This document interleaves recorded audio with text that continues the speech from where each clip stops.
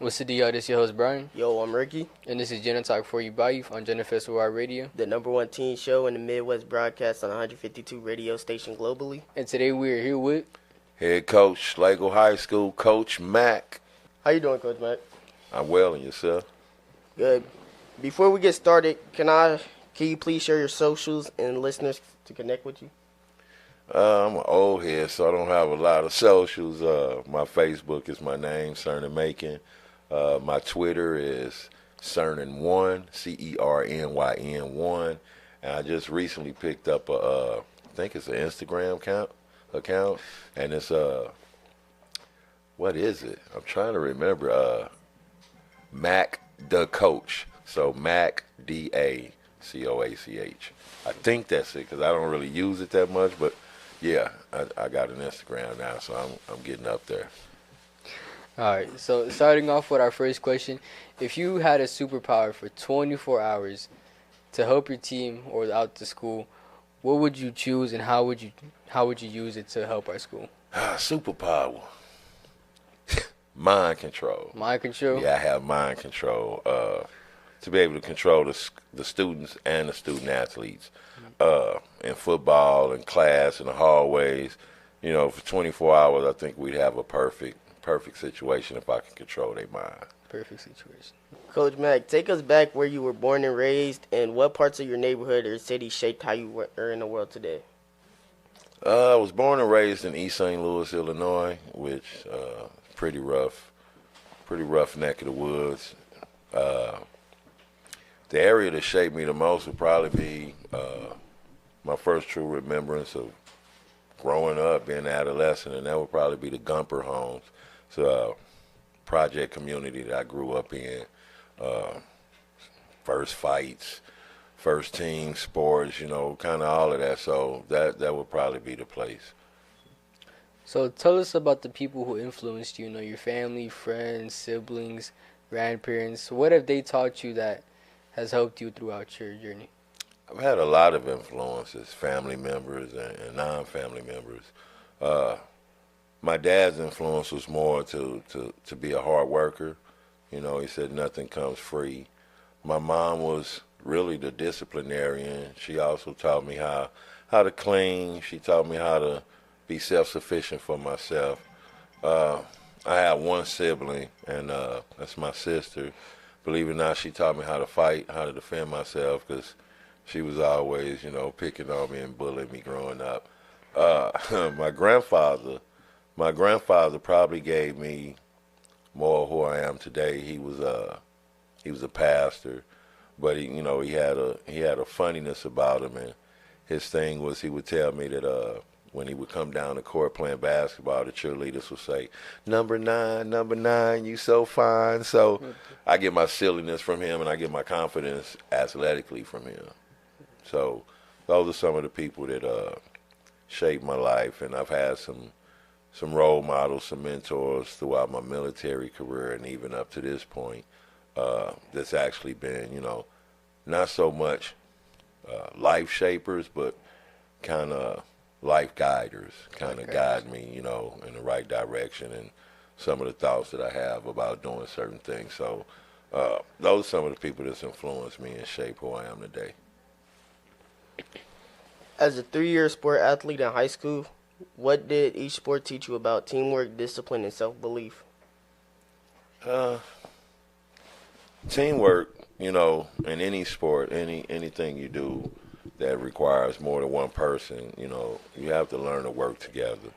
All three sports did that for me: football, basketball, and track. Track was more of an individual thing up until, the relays, and I ran the 4x1, 4x2. I also ran the 4x4 when they needed me to. But football was probably the most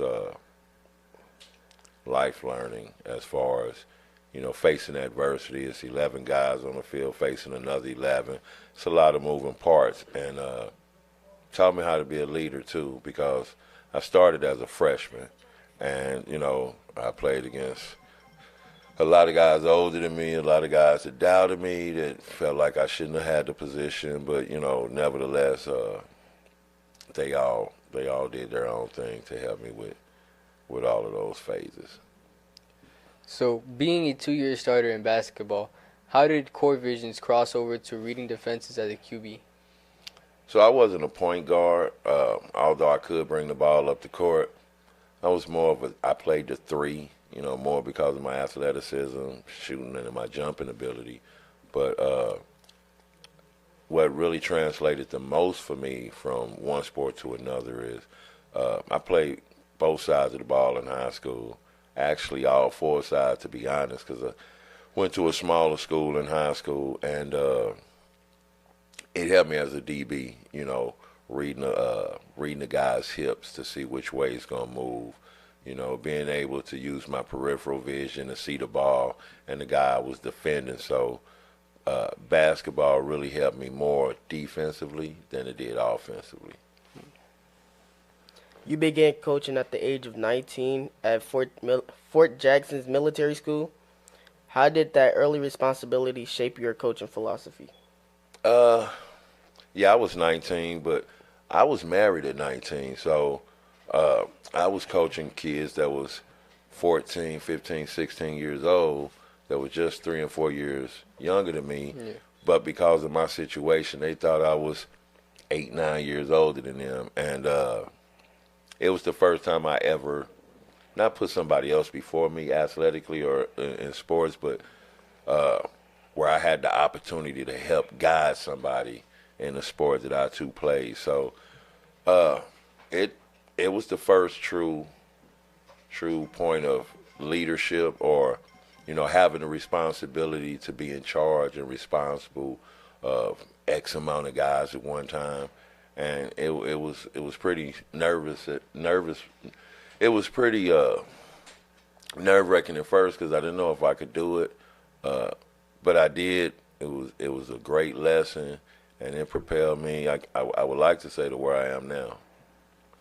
So, what would you say were the biggest life lessons from your 12 years in the Army that carry you into the classroom and field?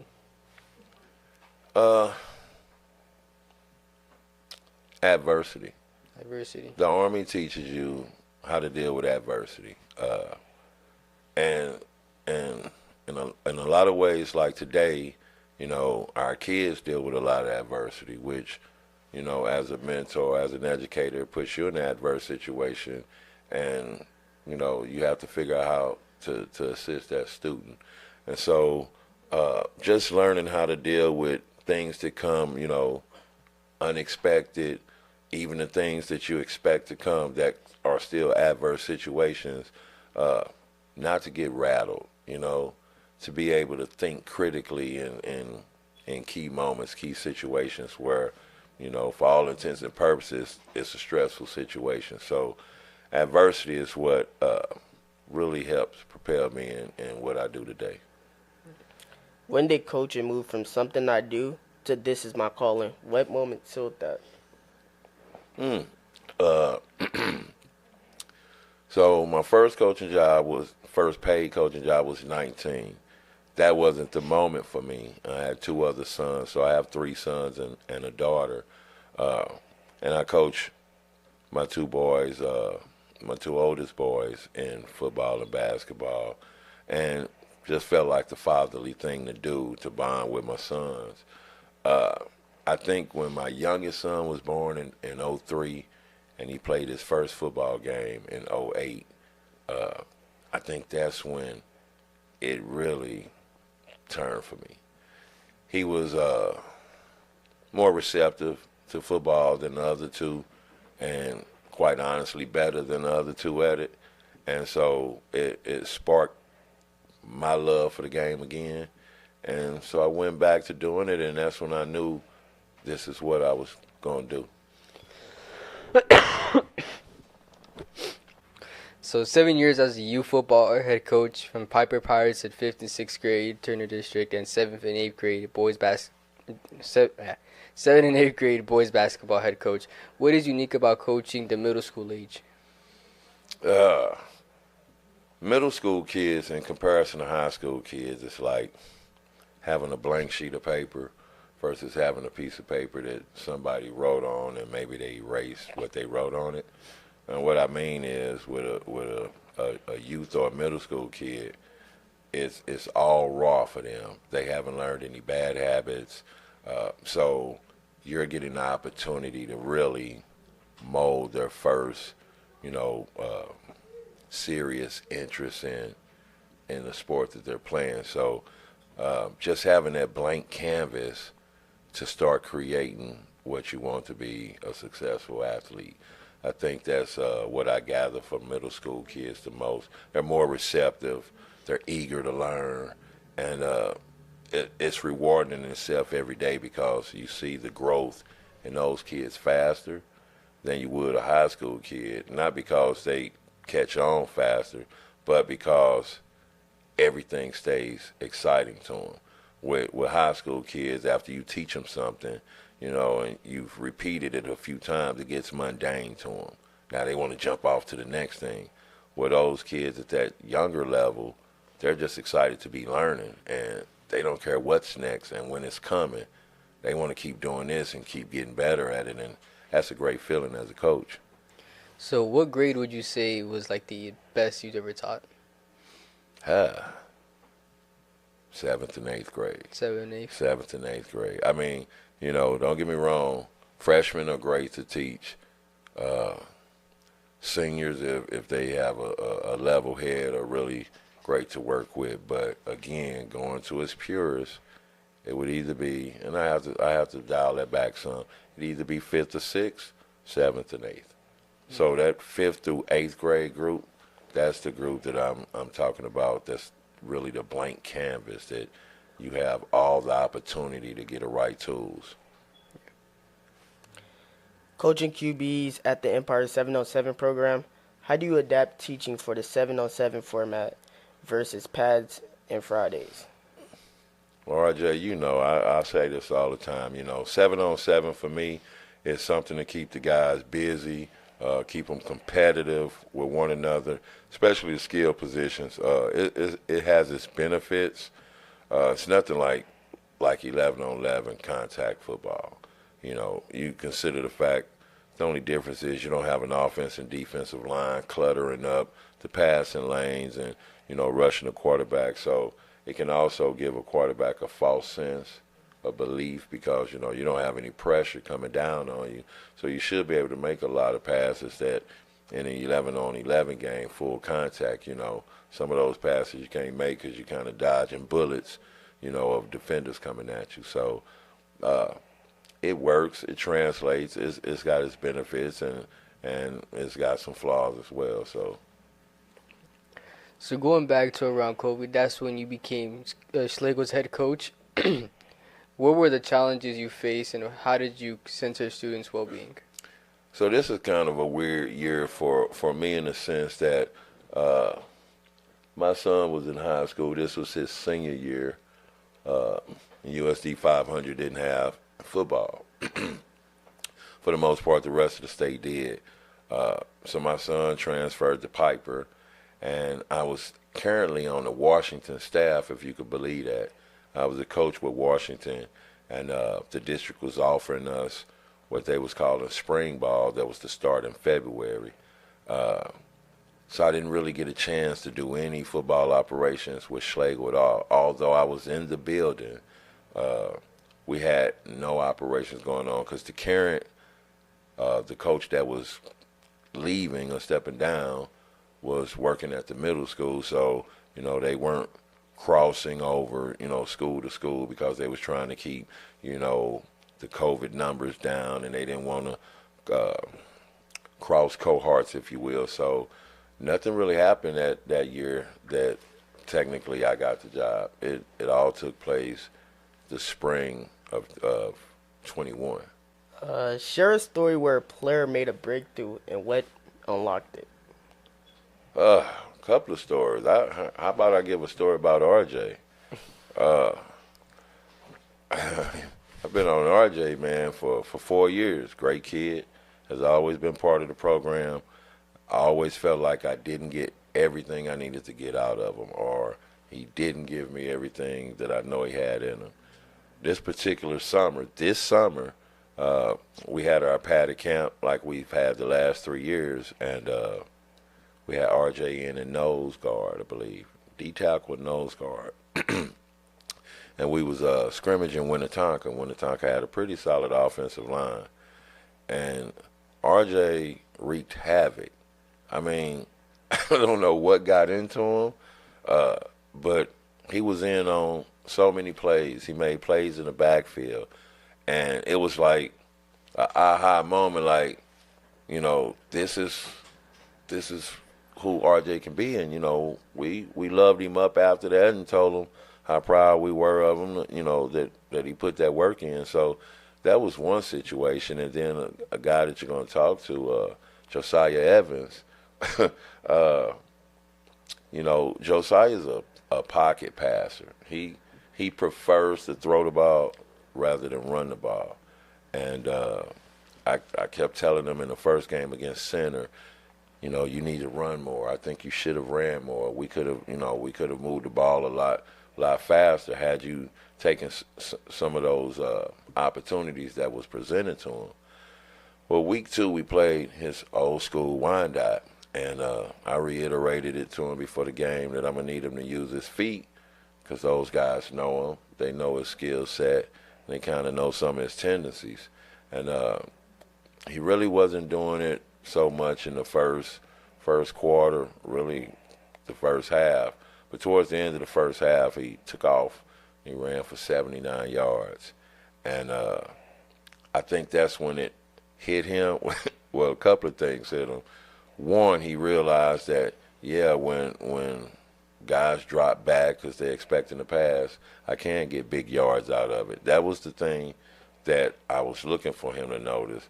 And the second thing was, man, I'm out of shape because he looked like he got shot with a 12 gauge because his legs locked up on him. He should have scored the touchdown, but he fell like 2 or 3 yards short because he cramped up. But that was another moment, man, where a kid realized that, oh, okay, this is what he means, and it clicked for him. So, as Black Student Union sponsor, how do you help students find their light and build belonging?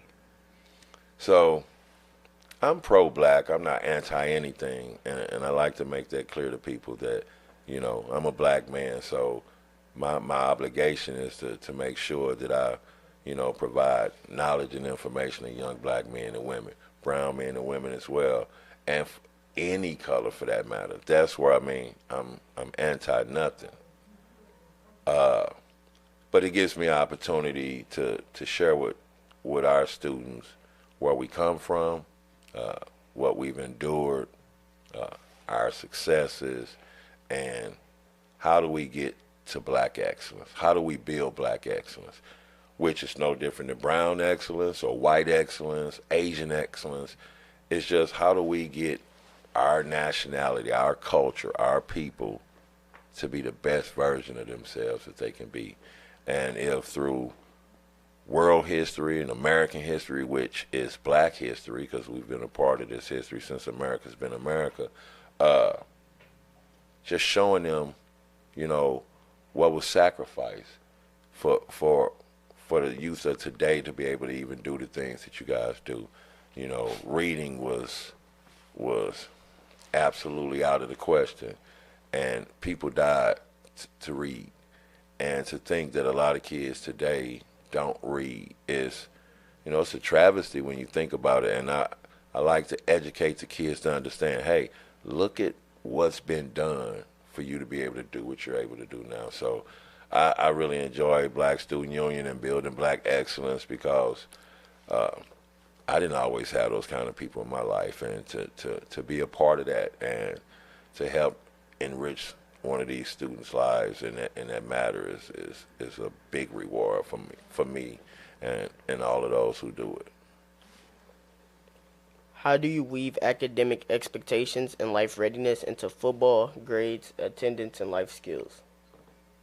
You always come up with some tough questions, ain't you, RJ? How do I weave academics into life and athletics? Is that what you're asking me? Yes.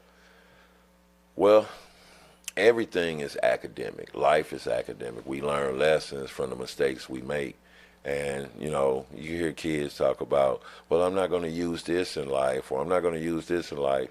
And although I understand what they're saying, a lot of things that they don't realize they're going to use like geometry. You know, I was a kid that I hated geometry. I didn't know what purpose it served in my life. Then you fast forward, I ran a furniture business, a moving company, on a military post at Fort Leavenworth for a few years.